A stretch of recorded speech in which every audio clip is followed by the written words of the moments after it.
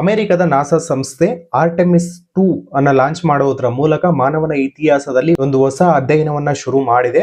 ಇದು ಕೇವಲ ಒಂದು ಮಿಷನ್ ಅಲ್ಲ, ಮಾನವನ ಫ್ಯೂಚರ್ ಸ್ಪೇಸ್ ಸಿವಿಲೈಸೇಷನ್ಗೆ ಒಂದು ರಿಹಾರ್ಸಲ್ ಅಂತಾನೆ ಹೇಳ್ಬೋದು. ಏನಕ್ಕೆ ಈ ಒಂದು ಸಂದರ್ಭದಲ್ಲಿ ನಾಸಾ ಈ ಒಂದು ಮಿಷನ್ ಅನ್ನ ಲಾಂಚ್ ಮಾಡಿದೆ, ಇದರಿಂದ ಯಾವ ರೀತಿ ಬೆನಿಫಿಟ್ಸ್ ಇದೆ ಅಂಡ್ ಸ್ಪೇಸ್ ಸಿವಿಲೈಸೇಷನ್ ಅಲ್ಲಿ ಇದು ಎಷ್ಟು ಒಂದು ಇಂಪಾರ್ಟೆಂಟ್ ಆಗಿದೆ ಈ ಒಂದು ಮಿಷನ್, ಇದರಿಂದ ಅಮೆರಿಕಾಗಿರ್ಬೋದು ಅಥವಾ ನಾಸಾ ಸಂಸ್ಥೆಗೆ ಯಾವ ರೀತಿ ಬೆನಿಫಿಟ್ ಆಗುತ್ತೆ ಅಂಡ್ ಫ್ಯೂಚರ್ ಅಲ್ಲಿ ಏನ್ ಮಾರ್ಸ್ಗೆ ಒಂದು ಲ್ಯಾಂಡ್ ಆಗೋದ್ರ ಬಗ್ಗೆ ಏನು ಪ್ಲಾನ್ ಮಾಡ್ತಾ ಇದ್ರೆ ಅದಕ್ಕೆ ಈ ಒಂದು ಮಿಷನ್ ಅನ್ನೋದು ಎಷ್ಟು ಇಂಪಾರ್ಟೆಂಟ್ ಆಗುತ್ತೆ ಅಂಡ್ ಮೂನ್ ನಲ್ಲಿರ್ತಕ್ಕಂಥ ಯಾವೊಂದು ಅಂಶಗಳನ್ನ ಅಧ್ಯಯನ ಮಾಡ್ಲಿಕ್ಕೆ ಈ ಒಂದು ಮಿಷನ್ ಅನ್ನ ಕಂಡಕ್ಟ್ ಮಾಡಿದ್ದಾರೆ ಅಂಡ್ ಯಾವ ರೀತಿ ಈ ಒಂದು ಮಿಷನ್ ವರ್ಕ್ ಆಗುತ್ತೆ ಅನ್ನೋದ್ರ ಬಗ್ಗೆ ಈ ವಿಡಿಯೋದಲ್ಲಿ ಕಂಪ್ಲೀಟ್ ಆಗಿ ತಿಳಿಸುವ ಒಂದು ಪ್ರಯತ್ನವನ್ನ ಮಾಡ್ತೀನಿ.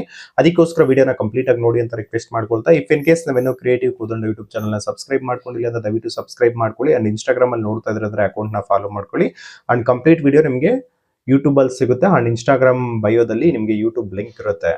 ಬನ್ನಿ ವಿಡಿಯೋನ ಸ್ಟಾರ್ಟ್ ಮಾಡೋಣ. ಈ ಒಂದು ಸಂದರ್ಭದಲ್ಲಿ ಅಮೆರಿಕದ ನಾಸಾ ಸಂಸ್ಥೆ ಏನಕ್ಕೆ ಮೂನ್ ಅನ್ನ ಒಂದು ಟಾರ್ಗೆಟ್ ಮಾಡಿಕೊಂಡು ಈ ಒಂದು ಮಿಷನ್ ಅನ್ನ ಲಾಂಚ್ ಮಾಡಿದೆ ಅಂತ ನಾವು ನೋಡೋದಾದ್ರೆ, ಚೈನಾ ಮತ್ತೆ ರಷ್ಯಾ ಎರಡು ದೇಶಗಳು ಸೇರಿ ಮೂನ್ ಬೇಸ್ ಅನ್ನ ಕ್ರಿಯೇಟ್ ಮಾಡ್ಲಿಕ್ಕೆ ಪ್ಲಾನ್ ಮಾಡ್ತಾ ಇದಾವೆ. 2030 ಒಳಗಡೆ ಲೂನಾರ್ ಸ್ಟೇಷನ್ ನಿರ್ಮಿಸಬೇಕು ಅಂತ ಹೇಳ್ತಿದ್ದಾವೆ. ಅದಕ್ಕೆ ಪ್ರತೀಕಾರವಾಗಿ ಅಂತಂದ್ರೆ USA ಹೇಳ್ತಾ ಇದೆ ಮೂನ್ ನಲ್ಲಿ ಒಂದು ಲೀಡರ್ಶಿಪ್ ಅನ್ನೋದು ನಮ್ಮದೇ ಆಗಿರಬೇಕು ಅನ್ನೋ ಒಂದು ಉದ್ದೇಶದಿಂದ, ಅವುಗಳನ್ನ ಡಾಮಿನೇಟ್ ಮಾಡಬೇಕು ಅನ್ನೋ ಉದ್ದೇಶದಿಂದ ಈ ಮೂನ್ ಅನ್ನ ಸ್ಟಡಿ ಮಾಡಬೇಕು, ಸೌತ್ ಪೋಲ್ ಅನ್ನ ಸ್ಟಡಿ ಮಾಡಬೇಕು ಅಂತ ಹೇಳ್ಬಿಟ್ಟು ಈ ಒಂದು ಮಿಷನ್ ಅನ್ನ ಕಂಡಕ್ಟ್ ಮಾಡಿದ್ದಾರೆ.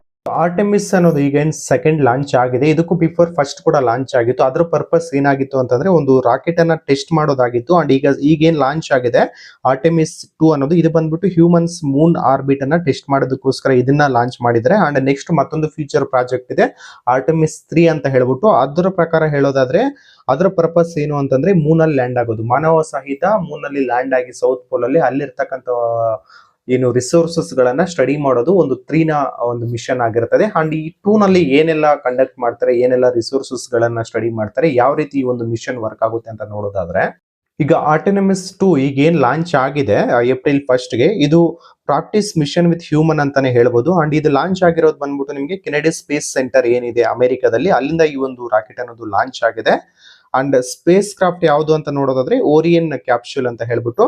ಅಂಡ್ ಈ ಒಂದು ಮಿಷನ್ ಅಲ್ಲಿ ಯಾವೆಲ್ಲ ಆಸ್ಟ್ರೋನಾಟ್ ಗಳು ಹೋಗಿದ್ದಾರೆ ಅಂತ ನಾವು ನೋಡೋದಾದ್ರೆ, ನಂಬರ್ 1 ರಿಯೆಡ್ ವೈಸ್ಮ್ಯಾನ್ ಅಂತ ಅಂಡ್ ವಿಕ್ಟರ್ ಗ್ಲೋವರ್ ಅಂತ ಹೇಳ್ಬಿಟ್ಟು, ಇನ್ನೊಂದು Christina coach and 4th member ಬಂದು ಜೆರೆಮಿ ಅನ್ಸೆನ್ ಅಂತ ಹೇಳ್ಬಿಟ್ಟು. ಇಲ್ಲಿ ನಾವು ಗಮನಿಸಬೇಕಾದ ಕೆಲವೊಂದು ಅಂಶಗಳಿದಾವೆ ಅಂಡ್ ಈ ಒಂದು ಆಸ್ಟ್ರೋನಾಟ್ಸ್ ಅನ್ನ ಸೆಲೆಕ್ಟ್ ಮಾಡಿರೋದು ರ್ಯಾಂಡಮ್ ಆಗಿ ಸೆಲೆಕ್ಟ್ ಮಾಡಿರೋದಲ್ಲ, ಇದೊಂದು ಸ್ಟ್ರಾಟಜಿಕ್ ಆಗಿ ಸೆಲೆಕ್ಟ್ ಮಾಡಿದ್ದಾರೆ ಅಂತಾನೆ ಹೇಳ್ಬೋದು.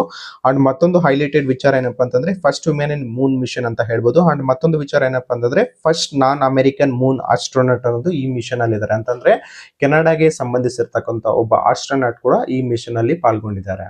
ಮಿಷನ್ ಮೂನ್ ಆಗಿದ್ರು ಎಲ್ಲಾ ಕಡೆ ಮೂನ್ ಅಲ್ಲಿ ಲ್ಯಾಂಡ್ ಆಗೋದಕ್ಕೆ ಹೋಗೋದಿಲ್ಲ. ಎಲ್ಲರೂ ಟಾರ್ಗೆಟ್ ಮಾಡ್ತಿರೋದು ಏನಕ್ಕಂತಂದ್ರೆ ಒಂದು ಸೌತ್ ಪೋಲ್ ಅನ್ನ. ಸೌತ್ ಪೋಲ್ ಸೀಕ್ರೆಟ್ ಏನೋ ಎಲ್ಲರೂ ಏನಕ್ಕೆ ಈ ಒಂದು ಸೌತ್ ಪೋಲ್ ಅನ್ನ ಟಾರ್ಗೆಟ್ ಮಾಡ್ತಿದಾರೆ ಅಂತ ನಾವು ನೋಡೋದಾದ್ರೆ, ಈ ಒಂದು ಸೌತ್ ಪೋಲ್ ನಲ್ಲಿ ವಾಟರ್ ಐಸ್ ಇದೆ ಅಂಡ್ ಆಲ್ಮೋಸ್ಟ್ ಕಂಟಿನ್ಯೂಸ್ ಸನ್ಲೈಟ್ ಇರೋದ್ರ ಬಗ್ಗೆ ಒಂದು ವರದಿಗಳು ಕೂಡ ಆಗಿದೆ ಅಂಡ್ ಮತ್ತೊಂದು ವಿಚಾರ ಏನಪ್ಪಾ ಅಂತಂದ್ರೆ ಅಲ್ಲಿ ವಾಟರ್ ಇದೆ ಅಂತಂದ್ರೆ ಆಕ್ಸಿಜನ್ ಇರುತ್ತೆ ಪ್ಲಸ್ ಹೈಡ್ರೋಜನ್ ಫ್ಯೂಯಲ್ ಕೂಡ ಆಗುತ್ತೆ. ಅಂದ್ರೆ ಮೂನ್ ನಲ್ಲಿ ರಾಕೆಟ್ ಫ್ಯೂಯಲ್ ಪ್ರೊಡಕ್ಷನ್ ಮಾಡುವಂತ ಸಾಧ್ಯತೆಗಳಿದೆ ಅಂತ ಹೇಳ್ಬಿಟ್ಟು ಎಲ್ಲರೂ ಈ ಸೌತ್ ಪೋಲ್ ಅನ್ನ ಟಾರ್ಗೆಟ್ ಮಾಡ್ತಾ ಇದ್ದಾರೆ. ಈ ಮೂನ್ ಮಿಷನ್ ಅನ್ನ ಸಿಂಪಲ್ ಆಗಿ ಕಂಡಕ್ಟ್ ಮಾಡ್ತಾ ಇಲ್ಲ, ಫ್ಯೂಚರ್ ಬಗ್ಗೆ ಒಂದು ಯೋಚನೆ ಮಾಡಿ ಈ ಒಂದು ಮೂನ್ ಮಿಷನ್ ಅನ್ನ ಕಂಡಕ್ಟ್ ಮಾಡ್ತಾ ಇದ್ದಾರೆ. Moon is equal to future space petrol bunk ಅಂತಾನೆ ಕರಿಬಹುದು ಸಿಂಪಲ್ ಆಗಿ ಹೇಳ್ಬೇಕಂತಂದ್ರೆ. ಅಲ್ಲೆಲ್ಲ ಒಂದು ರಿಸೋರ್ಸ್ ಗಳು ಇರೋದು ಅಥೆಂಟಿಕೇಟೆಡ್ ಕನ್ಫರ್ಮೇಶನ್ ಆಗಿದೆ ಅಂತಂದ್ರೆ ಅಲ್ಲಿ ಒಂದು ಫ್ಯೂಯಲ್ ಸ್ಟೇಷನ್ಸ್ ಅನ್ನ ನಿರ್ಮಾಣ ಮಾಡಿಕೊಂಡು ಅಲ್ಲಿ ರಾಕೆಟ್ ಗಳಿಗೆ ಏನ್ ಫ್ಯೂಯಲ್ಸ್ ಬೇಕಾಗಿರುತ್ತೆ ಅಲ್ಲಿ ಮ್ಯಾನುಫ್ಯಾಕ್ಚರಿಂಗ್ ಮಾಡಿ ಪ್ರೊಡಕ್ಷನ್ ಕೂಡ ಮಾಡಬಹುದು. ಅದಕ್ಕೋಸ್ಕರ ಇವೆಲ್ಲ ರಿಸರ್ಚ್ ಗಳು ಕೂಡ ಆಗ್ತಾ ಇದಾವೆ. ಮತ್ತೆ ಈ ಮಿಷನ್ ನ ಜರ್ನಿ ಯಾವ ರೀತಿ ಇರುತ್ತೆ, ಈಗ ಏನ್ ಲಾಂಚ್ ಆಗಿದೆ ಆ ಮಿಷನ್ ನ ಜರ್ನಿ ಯಾವ ರೀತಿ ಇರುತ್ತೆ ಅಂತ ನಾವು ಸ್ಟೆಪ್ ಬೈ ಸ್ಟೆಪ್ ನೋಡೋದಾದ್ರೆ, ಈ ಮಿಷನ್ ನ ಡ್ಯೂರೇಷನ್ ಬಂದ್ಬಿಟ್ಟು 10 ಡೇಸ್ ಇರುತ್ತೆ and first launch from earth ಆಗುತ್ತೆ ಅಂಡ್ ಸೆಕೆಂಡ್ ಏನಂತ ಅಂದ್ರೆ ಅರ್ತ್ ಆರ್ಬಿಟ್ ಅಲ್ಲಿ ಒಂದು ರೌಂಡ್ ಹಾಕೊಂಡು ಹೋಗುತ್ತೆ. ಅದಾದ್ಮೇಲೆ ಮೂನ್ ಸುತ್ತ ಮೂನ್ ಆರ್ಬಿಟ್ ಅಲ್ಲಿ ಅಂತಾನೆ ಹೇಳ್ಬೋದು ಅದೊಂದು ಟ್ರಾವೆಲ್ ಮಾಡುತ್ತೆ. ಸೊ ಹೊರಗಡೆಯಿಂದ ಅದನ್ನ ಸ್ಟಡಿ ಮಾಡ್ತಾರೆ ಅಂಡ್ ಫ್ಲೈ ಬೈ ಅಂದ್ರೆ ಅದಕ್ಕೆ ಲ್ಯಾಂಡ್ ಆಗೋದಿಲ್ಲ. ಸೊ ಆಸ್ಟ್ರೋನಾಟ್ಸ್ ಏನಿರ್ತಾರೆ ಆ ಒಂದು ಕ್ಯಾಪ್ಸೂಲ್ ನಲ್ಲೇ ಇದ್ದು ಅದನ್ನ ಸ್ಟಡಿ ಮಾಡ್ತಾರೆ ಅಂತಾನೆ ಹೇಳ್ಬೋದು ಅಂಡ್ ರೀ ಎಂಟ್ರಿ ಟು ಅರ್ತ್ ಅಂತಂದ್ರೆ ಅದನ್ನ ಸ್ಟಡಿ ಮಾಡ್ಕೊಂಡು ಮತ್ತೆ ಅರ್ತ್ ಗೆ ರೀ ಎಂಟ್ರಿ ಆಗ್ತಾರೆ. ಅಂಡ್ ನೆಕ್ಸ್ಟ್ ಮಿಷನ್ ಆರ್ಟೆಮಿಸ್ 3 ಅನ್ನ ಏನ್ ಲಾಂಚ್ ಮಾಡ್ತಾರೆ ಅಂಡ್ ಅದು ಯಾವ ರೀತಿ ಕಂಡಕ್ಟ್ ಮಾಡ್ತಾರೆ ಅಂತ ಹೇಳೋದಾದ್ರೆ, ಆರ್ಟೆಮಿಸ್ 3 ಅಲ್ಲಿ ಹ್ಯೂಮನ್ ಮಾನವ ಸಹಿತ ಒಂದು ರಾಕೆಟ್ ಮೂಲಕ ಲಾಂಚ್ ಮಾಡಿ ಅಂಡ್ ಹ್ಯೂಮನ್ ಬೀಯಿಂಗ್ ಅನ್ನೋದು ಮೂನ್ ನಲ್ಲಿ ಲ್ಯಾಂಡ್ ಆಗ್ತಾರೆ. ಅದು ಸೌತ್ ಪೋಲ್ ನಲ್ಲಿ ಲ್ಯಾಂಡ್ ಆಗಿ ಸೊ ಅಲ್ಲಿ ಲೂನಾರ್ ಬೇಸ್ ಅನ್ನ ಒಂದು ನಿರ್ಮಾಣ ಮಾಡಿಕೊಳ್ತಾರೆ ಅಂಡ್ ಫ್ಯೂಚರ್ ಪ್ರಾಜೆಕ್ಟ್ ಗಳಿಗೆ ಅವ್ರಂತಂದ್ರೆ lunar gateway space station ನಿರ್ಮಾಣ ಮಾಡೋದಾಗಿರ್ಬೋದು ಅಥವಾ ಪರ್ಮನೆಂಟ್ ಆಗಿ ಮೂನ್ ಅಲ್ಲಿ ಒಂದು ಹೋಮ್ ಅನ್ನ ರೆಡಿ ಮಾಡ್ಕೊಳ್ಳೋದು ಅಂತಂದ್ರೆ ಅಲ್ಲಿ ಒಂದು ಹ್ಯಾಬಿಟೇಟ್ ಅನ್ನ ನಿರ್ಮಿಸೋದಾಗಿರ್ಬೋದು. ಅದೇ ರೀತಿ ಮಾರ್ಸ್ ಮಿಷನ್ ಗೆ ಅಲ್ಲಿ ಒಂದು ಪ್ರಿಪರೇಷನ್ಸ್ ಅನ್ನ ಕೂಡ ಮಾಡ್ತಾರೆ ಅಂತಾನೆ ಹೇಳ್ಬೋದು. ಇಷ್ಟೆಲ್ಲ ಅಮೌಂಟ್ ಅನ್ನ ಖರ್ಚು ಮಾಡಿ ಇಷ್ಟೆಲ್ಲ ಮಿಷನ್ ಗಳನ್ನ ಕಂಡಕ್ಟ್ ಮಾಡಿ ಅಂಡ್ ಸೌತ್ ಪೋಲ್ ಅಲ್ಲಿ ಏನಿದೆ ಅಂತ ಕಂಡು ಹಿಡಿದಿದ್ದಾರೆ ಅಂತಂದ್ರೆ ಇದರಿಂದ ಯಾವ ರೀತಿ ಆ ಒಂದು ದೇಶಕ್ಕಾಗಿರ್ಬೋದು ಅಥವಾ ಆ ಒಂದು ಸಂಸ್ಥೆಗಾಗಿರ್ಬೋದು ಬೆನಿಫಿಟ್ ಆಗುತ್ತೆ ಅಂತ ನಾವು ನೋಡೋದಾದ್ರೆ ಇರ್ತಕ್ಕಂಥ ರಿಸೋರ್ಸಸ್ ನ ವ್ಯಾಲ್ಯೂ ಅನ್ನೋದು ಹ್ಯೂಜ್ ಆಗಿದೆ. ಅಂಡ್ ಯಾವ ರಿಸೋರ್ಸಸ್ ಇರುವ ಸಾಧ್ಯತೆಗಳಿದೆ, ಪಾಸಿಬಿಲಿಟೀಸ್ ಇದೆ ಅಂತ ನಾವು ನೋಡೋದಾದ್ರೆ ಹೀಲಿಯಂ-3 ಅಂತಾನೆ ಹೇಳ್ಬೋದು. ಇದರಿಂದ ಏನು ನ್ಯೂಕ್ಲಿಯರ್ ಫ್ಯೂಷನ್ ಎನರ್ಜಿ ಯೂಸ್ ಮಾಡೋದಾಗಿರ್ಬೋದು. ಅದೇ ರೀತಿ ರೇರ್ ಅರ್ತ್ ಮೆಟಲ್ಸ್ ಅಂತ ನಾವೇನ್ ಭೂಮಿ ಮೇಲೆ ಕರಿತೀವಿ ಅದೇ ರೀತಿ ಅಲ್ಲಿ ಕೂಡ ಒಂದು ರೇರ್ ಅರ್ತ್ ಮೆಟಲ್ಸ್ ಇರೋ ಸಾಧ್ಯತೆಗಳಿದೆ. ಅವುಗಳನ್ನ ಎಲೆಕ್ಟ್ರಾನಿಕ್ಸ್ ಮ್ಯಾನುಫ್ಯಾಕ್ಚರಿಂಗ್ ಗಳಲ್ಲಿ ಯೂಸ್ ಮಾಡೋ ಸಾಧ್ಯತೆಗಳಿದೆ. ಅಂಡ್ ಅದೇ ರೀತಿ ವಾಟರ್ ಇರೋದ್ರ ಬಗ್ಗೆ ಕೂಡ ಒಂದು ಸಾಧ್ಯತೆಗಳಿದೆ. ವಾಟರ್ ಇದೆ ಅಂತಂದ್ರೆ ಸೊ ಅದನ್ನ ಯೂಸ್ ಮಾಡ್ಕೊಂಡು ನಾವು ರಾಕೆಟ್ ಫ್ಯೂಯಲ್ ಅನ್ನ ಕೂಡ ನಾವು ತಯಾರಿಸಬಹುದಾಗಿರ್ತದೆ. ಅಂಡ್ ಎಕ್ಸ್ಪರ್ಟ್ಸ್ ನ ಪ್ರಿಡಿಕ್ಷನ್ ನ ಪ್ರಕಾರ ಹೇಳೋದಾದ್ರೆ space economy is equal to 1 trillion by 2040 ಅಂತಾನೆ ಹೇಳ್ತಾ ಇದ್ದಾರೆ. ಸೊ ಅದಕ್ಕೋಸ್ಕರ ಎಲ್ಲಾ ದೇಶಗಳು ತಾವು ಮುಂದು ಅಂತ ಹೇಳ್ಬಿಟ್ಟು ಈ ಒಂದು ಮಿಷನ್ಸ್ ಅನ್ನ ಕಂಡಕ್ಟ್ ಮಾಡ್ಕೊಂಡು ಅಲ್ಲಿರ್ತಕ್ಕಂಥ ಸೌತ್ ಪೋಲ್ ಅಲ್ಲಿ ಇರ್ತಕ್ಕಂಥ ಒಂದು ರಿಸೋರ್ಸಸ್ ಗಳನ್ನ ಕಂಡು ಹಿಡಿದು ಸೊ ಫ್ಯೂಚರ್ ಗೆ ಪ್ಲಾನ್ ಮಾಡ್ತಾ ಇದ್ದಾವೆ. ಅದಕ್ಕೋಸ್ಕರ ಈ ರೀತಿ ಒಂದು ಮಿಷನ್ ಗಳನ್ನ ಕಂಡಕ್ಟ್ ಮಾಡ್ತಿದ್ದಾವೆ ಆ ದೇಶಗಳ ಒಂದು ಸ್ಪೇಸ್ ಸಂಸ್ಥೆಗಳಂತಾನೆ ಹೇಳ್ಬೋದು.